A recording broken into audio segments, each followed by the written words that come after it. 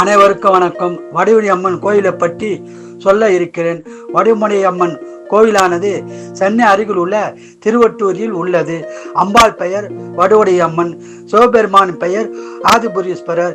இஸ்தலம் ஞானாசக்தி கோயிலாகும்.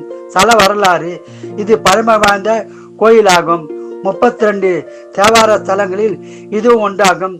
இஸ்தலத்தில் பிரம்ம தீர்த்தம், அத்தி தீர்த்தம் என 2 தீர்த்தம் உள்ளது. பிரளய காலத்தில் தோன்றிய முதல் புட்டுலிங்கம் ஆனதால் ஆதிபுரீஸ்வரர் என போற்றப்படுகிறார்.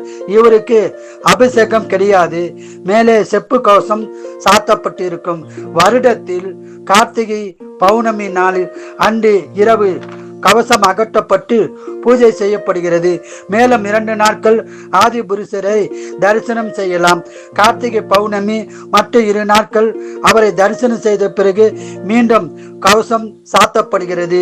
மேலும் பிரளய காலத்தில் சிவபெருமான் பிரளய நீரை ஒட்டி எடுத்ததால் ஒட்டீஸ்வரர் என வழங்கப்படுகிறார். இங்கு ஆதிபுரீஸ்வரர் மற்றும் ஒட்டீஸ்வரர் என 2 சிவபெருமான்கள் உள்ளன. அதுபோல் அம்மன், வடுவுடை அம்மன், வட்டப்பாறை அம்மன் என 2 அம்மன்கள் உள்ளார்கள். 27 நட்சத்திற்குரிய 27 லிங்கம் உள்ளது. அவர்களுடைய நட்சத்திர நாளில் அந்த லிங்கத்தை தரிசனம் செய்து பலன் பெறலாம். மேலும் இங்கு பல லிங்கங்கள் உள்ளது. கலியநாயனார் சிவபெருமானின் அருளை பெற்றதும் இஸ்தலமாகும். மேலும் இது சக்தி பீட ஸ்தலங்களில் இதுவும் ஒன்றாகும் என்பது குறிப்பிடத்தக்கதாகும். சுந்தரமூர்த்தி நாயனார் சங்கிலி நாச்சியாரை திருமணம் புரிந்த ஸ்தலமும் இதுவே ஆகும். சங்கிலி நாச்சியார் பிறந்த ஊரும் இதுவே ஆகும்.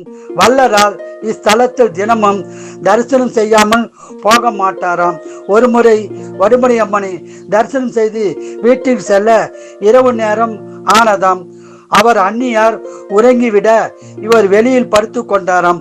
அம்பாளை இவருக்கு உணவு செய்து அந்நி உருவில் வந்து உணவை கொடுத்ததாக வரலாறு கூறப்படுகிறது. மேலும் பட்டினத்தார் ஜீவசமாதி அடைந்ததும் இந்த திருவத்தூர் கடற்கரையில் தான். எனவே சிவபெருமானையும் அம்பாளையும் தரிசனம் செய்து பலன் பெறுவோம், வளம் பெறுவோம். வாழ்க வளமுடன், நீங்கள் நலமுடன்.